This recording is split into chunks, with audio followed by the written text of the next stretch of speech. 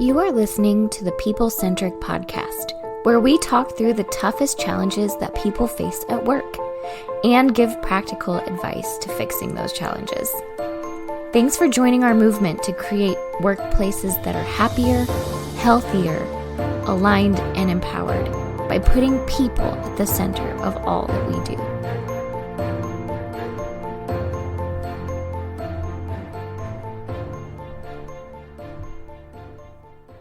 Hey, People Centric leaders, this is Stephanie Anderson, and we are excited to welcome you back to another episode of the People Centric Podcast. And today we've got a little bit of a spicy topic for you, which I love. If you listen to the podcast, you'll be like, shocking, Stephanie has an opinion about something.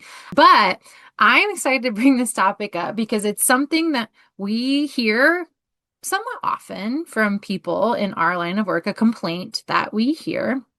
And it's one that our team grapples with because sometimes we're like, yeah, you're probably right. And sometimes we're like, ooh, maybe you're wrong. And the thing that we often hear is the phrase like, my boss is toxic. My boss is toxic.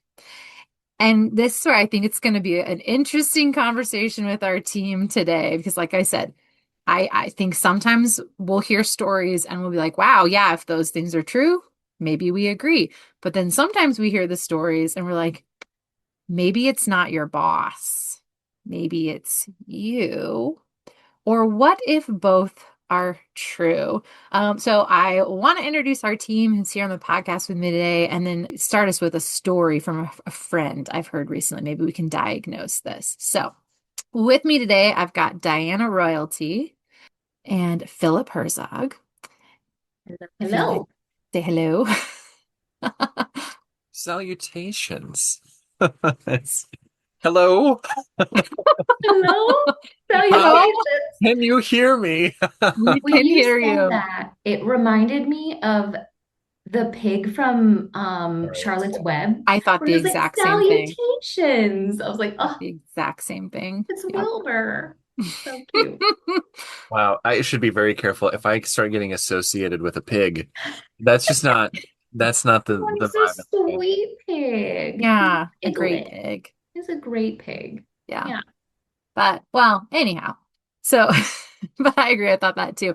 So, Diana, Philip, do toxic bosses exist? This is our topic for today. So I am honestly so curious here because I brought this topic to our team because again, I'm going to share a story here shortly that I heard from a friend recently because I think we have a complex answer to this. And I brought it up to genuinely also hear our team talk about this because I know we may not all completely agree as well. This makes it a little spicy, but was recently talking to a friend of mine and the last year of work for her has been challenging, right? And I will say like as her friend listening, I feel very protective of her. And then also as the consultant listening, I have a lot of questions, right? About the stories that she tells me and the things that happen to her at work, and just how different situations with other employees are handled.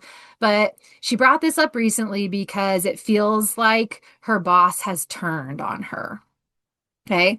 So she's worked there a couple years. She's gotten promotions since she worked there. And now all of a sudden, it feels like her boss is saying, you're not actually good at your job. We don't think this is a great fit anymore. They are doing some things that I would probably put in like the unethical area in the business and especially how they're treating her and some other employees. But, I said it was interesting because again, like as her friend, I'm like, oh, this is bad, run. But then again, as the consultant, I'm like, I have so many questions about this scenario. And anytime we hear all of the sudden this started happening, that to me is a flag because I don't think anybody all of the suddens, right? There probably have been things that have been going on all along. And I want to hear more of the story to know, like, okay, is your boss really toxic and unethical? Are you a part of the problem? Right? Maybe it's you a little bit. What's your role in this? Or could both be true? So I want to just open the floor of like, first question is like, when people tell you, Diana and Philip, my boss is toxic, like what goes through your mind? I think I think because we're consultants, the word toxic means something very different to me. And I think the word toxic has like a lot of baggage. It could mean a lot of different things to a lot of different people. But to me, when you say someone is toxic, I'm like, oh, someone is misaligned with the mission, vision, values of the organization, right? Like, which one is misaligned with that? And so then I also think it's very hard for an owner to be toxic because they're creating that culture, right? So if someone is creating a really bad culture or someone is unethical, I think those are separate things from being toxic. So like there's a lot of baggage in this language for me, but I think absolutely there are owners who are unethical and there are owners who are narcissistic and there are owners who are really poor leaders but maybe not toxic. And if those people are doing unethical, terrible things, and you are like, I don't want to do unethical, terrible things, then technically, in our language, you're the toxic one because you are misaligned with the organization. Oh, You know what I mean? oh, Yeah.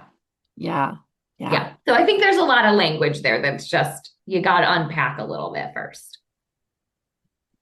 Okay, over to you, Philip. Yeah, and I would say my hot take is adjacent, and yet I would say yes. I think that leaders and owners can be toxic. But I love Diana's point, the phrase like, "Oh, that's a toxic relationship."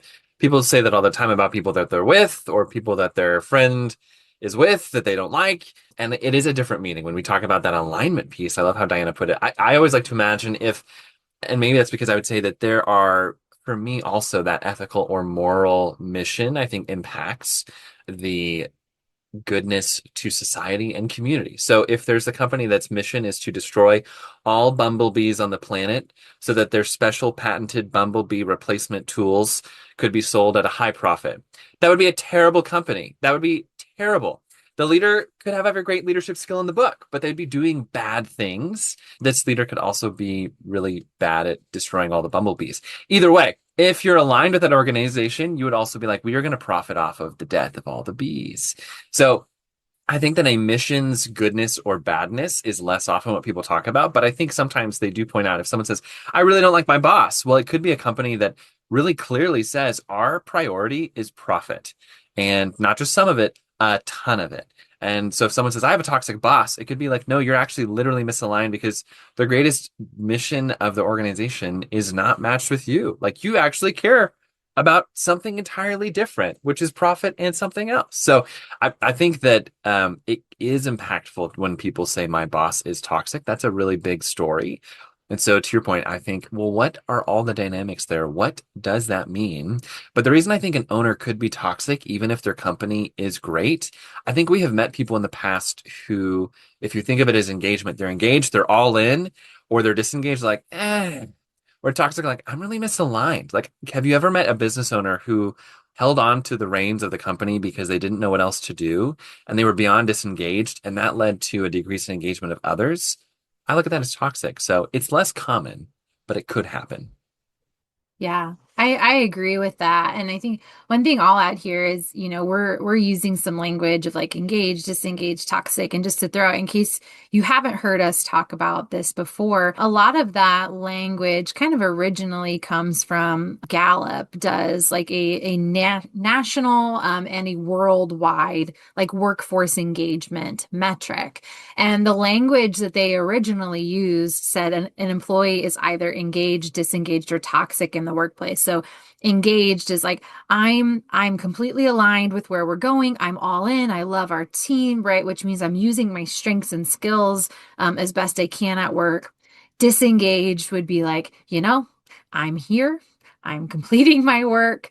But it is a little bit more of that, like, I'm just here and I'm just doing it. We sometimes call it like a clock in, clock out mentality, which means you could be still producing good work, but you're probably not giving your best at work. You're probably not being able to utilize all of your strengths. Maybe you disagree with some of the ways the company is run. And then the third bucket, which originally Gallup called toxic, they've adjusted their language a little bit in the last couple of years, I think to both of yours point, because that word has become really culturally buzzy now. So they've changed their language to call it actively misaligned or actively disengaged. I think it's actively disengaged now that I say that out loud.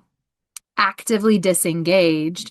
And that's the person who would say, like, I am super frustrated working here. I disagree with a lot of the decisions that the leadership is making. It could even veer into that like culturally toxic territory where then I have a horrible attitude and I treat other people poorly. I am really like the no fun person to work with. I'm the desk you avoid when you walk in. Or sometimes we'll say it's kind of like the secretly misaligned person that's like, well, I love this company more than anyone else here. And that's why I can't believe you idiots make all these decisions and run this place. So I just wanted to add that context because I think when I heard both of you answer, I agreed with so much of what you said because I'm like, yeah, based on those definitions, it's kind of impossible for a company or a owner especially to be toxic because they're the ones that are like, that is the mission. And that's who created that and who's done those things. And so in that instance, we'd say, well, yeah. And I liked your example, Philip. Even if the mission of the company is to kill all the bumblebees, you could really, really disagree with that. But if the leader is aligned with the mission and is executing it, then technically you would be the actively disengaged or toxic person, even though you're probably right.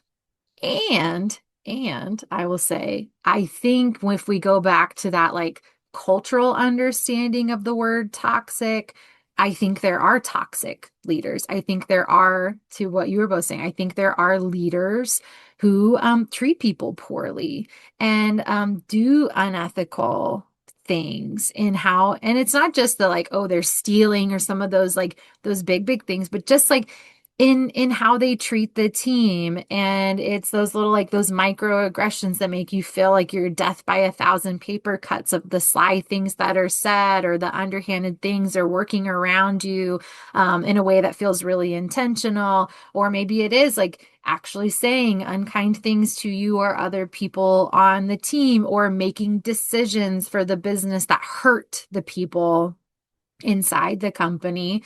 So I think it can be a both and, but like I'm curious. So 'cause I have some opinion on this because I think I've been in a situation before where I would have said that phrase.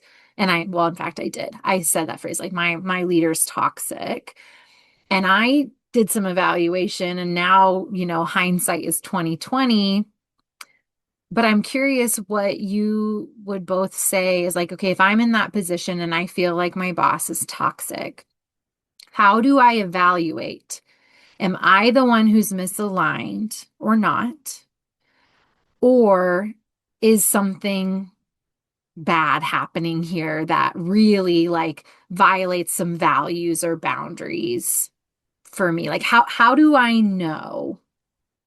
Great question, Stephanie. We started a little philosophical talking about can owners, can leaders be toxic? But when we hear that statement from someone, I think it means something because it's really talking about the alignment. Clearly, they are misaligned with their leader. So my question then is what's their role in building better alignment? What's the leader's role in building better alignment? And it could be that the leader has expectations that they're not communicating well. And so the team member feels like they're consistently hitting the wrong work or they're doing things in a different way. An example that came today, I was talking to someone that went through a program in Springfield, Leadership Springfield. We're big fans of theirs. And someone said, I did this strengths finding. And in the process, all my strengths, they said, did not line up with the role I have in my industry. And I thought, oh my gosh, am I in the wrong am I in the wrong? And so he said through the entire program, he was thinking, I probably need to change careers because the strengths tell me that I should be doing something else, even though I do like my work and I think I'm good at it. But it came at the end and he finally said, it wasn't until I realized my strengths can have application in my industry. It doesn't mean you have to be a nerd if you're going to do this field, right? Or it doesn't even mean that the most successful leader can always be the most charismatic and inspiring from a stage. So the reason I think that comes up too is for him as a leader, he probably had a different engagement level when he was wondering, am I even in the right career field? But his bigger question was, how do I use my strengths and apply it where I am? A team member could have looked at that and said, I don't think he likes me. I think that he's toxic. I think he hates me. Well, I'm going to be hateful back. So I think when we tend to hear that, it's probably not as bad as it sounds. There's more going on. Yeah, and I'll add that when you asked that question, Stephanie, I can't totally remember how you phrased it, but the first thing that popped in my head was like, does it matter? Does it make a difference, right? Because I think if you have already written a story about your leader and you don't feel good about being in the work that you're at, or you feel like you're misaligned, it's probably time to move on, right? Like, so it might not matter. I do know, like, you have to have a job, you have to make money, all of those things, but those might be signals that, like, you either need to hard adjust to find the alignment and rewrite the story, or it is time for you to move on to something else that fits you better, right? Like, I don't remember exactly how you phrased it, but my initial thought was like, maybe it doesn't matter. Hmm. Yeah, that's a good thought. Yeah. And I think it does it at a certain point you have to also ask yourself like how much am I willing to fight for this mission and how Yeah. much does the mission matter? And also the mission might really, really, really matter to you. And you may just find yourself like misaligned with a leader and just be like, how you want to do this is so different from how I want to do this or how I want to work that it makes us misaligned. It makes then me as the employee, the toxic, quote unquote, one, because I'm probably going to actively resist the processes that you create or the projects that we're going to do because it's not the approach that I want, even if the mission really matters. And also, like there is an emotional toll to feeling this way. And we each have our own boundaries and lines for behavior and what we feel is right or wrong and how people should or should not be treated, or how a business should run or function. And I think of the kind of the friend of mine that inspired this story, some of the things she's telling me her leader is doing, they are completely legal, right? But they suck, right? They're things that hurt people. And I think they are unethical, right? Like some of the things they're doing regarding like employee pay and benefits and stuff that they're doing and how they're giving performance reviews and how they're judging people based on their work. Like it violates my ethical boundary lines, right? Like I wouldn't be able to handle that. But at the end of the day, like it's not like her leader's not doing anything illegal, right? And so I think there is a distinction there as well. But maybe I'll just share of like if I think back to a time in my career where I kind of had this moment of recognition, oh, maybe I am a part of the problem. Maybe I am actively disengaged or toxic. I think it was a little bit both and, right? Like objectively now, hindsight, I can step back and say, I was misaligned with the leader. They wanted to do things and take the organization in a direction that I did not agree with, right? I wanted to see other things happen. And this was a mission that really, really meant something to me and was not killing the bumblebees. It was actually trying to do really good things in the world. But it became very clear to me at a certain point. And I can remember even the meeting I was sitting in where I had this aha that they were talking about the new things we were going to do and approach. And I was like, I don't want to do any of that. Like, in fact, I want to do the opposite of all of that. But where I can say I was toxic is like before I had that aha. I mean, I was a little bit the employee that was having the meeting after the meeting and calling other colleagues and saying, like, can you believe that? And how do they think that's a good idea? And blah, blah, blah, blah, blah, blah, blah. And I probably was sowing some discontent among the team. Now, do I think I was right? Yeah, I think I was right about several things. And now again, hindsight's 2020. We can see how a couple of things panned out. I think I was right about a couple of things. But also, I was misaligned because that is the way they wanted to take the organization. And those are the changes that they wanted to make. So I think in that sense, I was toxic. But I will also say, I think we had some toxic leaders who I also look back and I'm like, I don't like how you treated me. I don't like how you treated other people when they disagreed. When those conversations happened, they were not open and thoughtful and collaborative. It wasn't always kind. There wasn't always a lot of empathy shown in those moments. And so I think that's the other thing I'll put on the table is like both things can be true. I think we can have like, a little bit of the humility maybe to admit like this is not the right fit for me and I'm not the right fit for this. And there may be some things that are happening that you just on like an ethical or values moral level are just saying like, I'm not going to do that. And I don't have to put up with that. I'm going to go find another job. So, I mean, yeah, we've been talking if it's either or, but I also think there's like a both and that could be true. Yeah, I think I've told the story about how I worked for an organization and, I really liked what I was doing, but the owners wanted to take it one way. And I was like, well, to get there, you have to do this. And they were like, we're not going to do that. And I was like, but we should, and we should do that. And they were like, we're not going to do that. Stop telling us we should do that. We're not going to do that. And I got misaligned because I was still like, I'm going to drive us towards this mission, but I want to do it in a way where the owners did not want to do it that way. And so I did become toxic and I was also right. Like to this day, I still contend I was right. Like I was right, but I was also toxic. But on the other side of that, I think they did things that made employees feel bad and they did things that were not super ethical. And so, yeah, it is sort of the all yes and I, now that I work for People Centric, it bothers me when leaders do things that hurt people or intentionally, focus on the wrong thing. Those things bother me because we're people centric and I don't think those should be competing interests. And I think there's a way to do those things really well. And good leaders do them well. And the bad leaders give everyone else a bad name and hurt people and make people stay in jobs that are miserable and all of those things. But I think the key is like, it's all of the picture, right? If People Centric came to you guys and said, hey, we're cutting all of our pay, here's why, I think everyone will be upset, right? Nobody wants their pay cut. But we could do that in a way that was ethical and kind and caring and supported you guys while supporting the company, right? It would be different. And I think there are good ways to handle business decisions and there are bad ways to handle business decisions.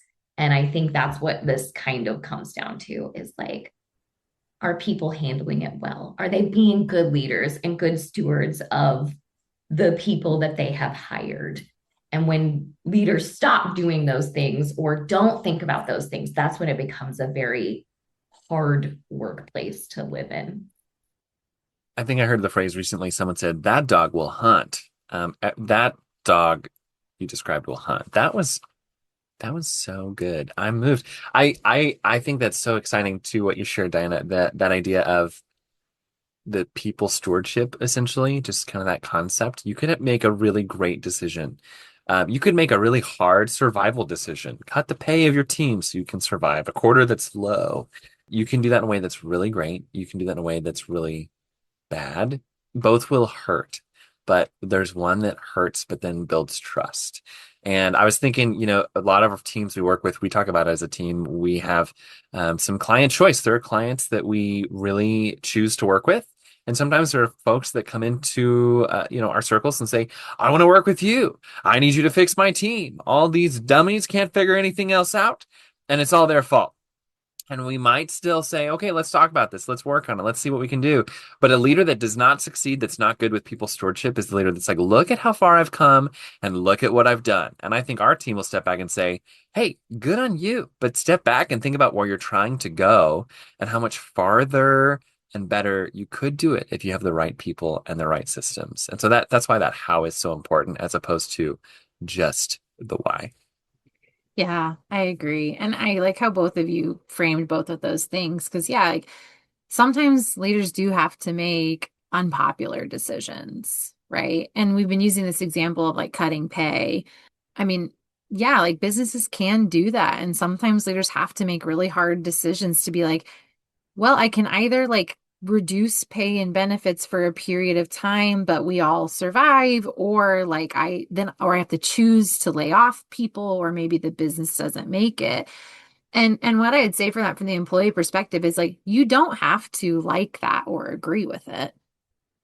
But maybe to what Diana said earlier, like if you find yourself there, then you probably are working at the wrong place. And that doesn't mean that you're bad or your employer is bad, but it might be your signal. Like if you're finding yourself really disagreeing with those decisions, maybe you're not at the right place, right? Maybe you don't want to work at a business that would make that decision, and that's okay. And I think that's the thing that sometimes I'll hear from employees when they're telling me, oh, my boss is toxic. It's almost like they've decided like the boss has to be the one that would go.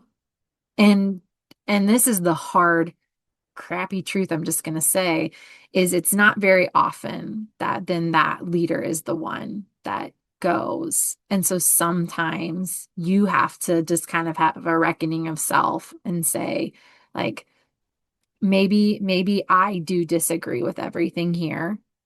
And, maybe I don't want to work that way. Maybe I don't want to work at a company that would make that kind of decision or would do those kinds of things. And again, we also all have to know where our own lines are, right? Like we have to know where our own lines are. We have to know what our own personal values are, where our personal like ethics, morals stand. What are you willing to tolerate and what are you not? And again, I'm saying all this, and this is not in defense of companies who do make choices that hurt people, but it's also saying like there are two distinct players, I think, in this, and each can make their own decision and have their own roles in that. And you do not have to agree with each other. But I think if you find yourself disagreeing, then like something's got to change or give. Don't just stay and be miserable because your hope is to someday take down your boss.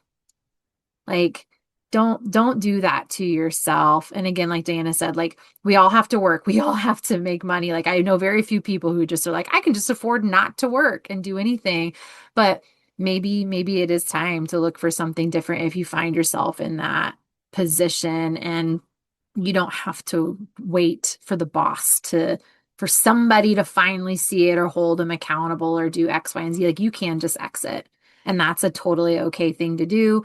So yeah, I think it is a hard thing to talk about. Like even as I'm speaking, I'm like, oh, this is so hard because like I'm also like high justice person. So I'm like, the minute I see people being mistreated, and I will tell you, like for my friend who's telling me these stories, I am like coming in hot, big sister friend energy, like protecting my friend, all of these things. But then, yeah, also in my head is the consultant saying like, God, this sucks. And I do not like any of the decisions your boss is making, but technically they can do that. They can do these things. I think it's icky. I hate seeing people treated that way. I think that is wrong. And also, unfortunately, those are decisions they can make and they can do, and they can change the company in that way anytime that they want. Yeah. I think when I was in that situation, I was trying to like not just save myself, but also right injustices for the rest of the team. You know, I was like, oh, I'm going to save everybody and I'm going to take this down from the inside and I'm going to say the exact right thing to get them to hear me. And one of the things my mentor said was two things like injustice exists and you just have to be okay with that. And you can do everything right and still not win. Right. So it was just like those two things combined together. I was like, okay, she's telling me that I can do all of these things and I could still say the exact right thing and I could still do all the good work and I can try to save the entire team. But at the end of the day, I don't control any of that. And I can't change anyone else. Right. So I can only change me and I can only change how I interact and how I react. And to do that, I needed to move on. And I think that was a really hard decision for me. And when I left, I felt bad for all of the people I was leaving behind and all that, right? But I was like, also, they're adults and they have to choose this for them. And there are still people at that place that I'm like, I cannot believe you're still there, right? But they chose that for themselves. And so I think you have to remember that there are moments where you can stand up a little bit for the little guy or for the others or for the injustice, but know that it doesn't always change and that injustice exists. Yeah. It sucks.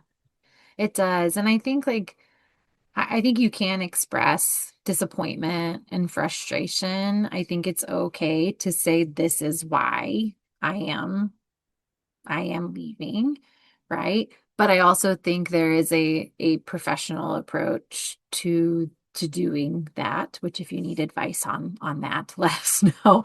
But yeah, I think it's a tough and complex topic, and I appreciate both of your thoughts to this because again, it's something that's not uncommon for us to hear.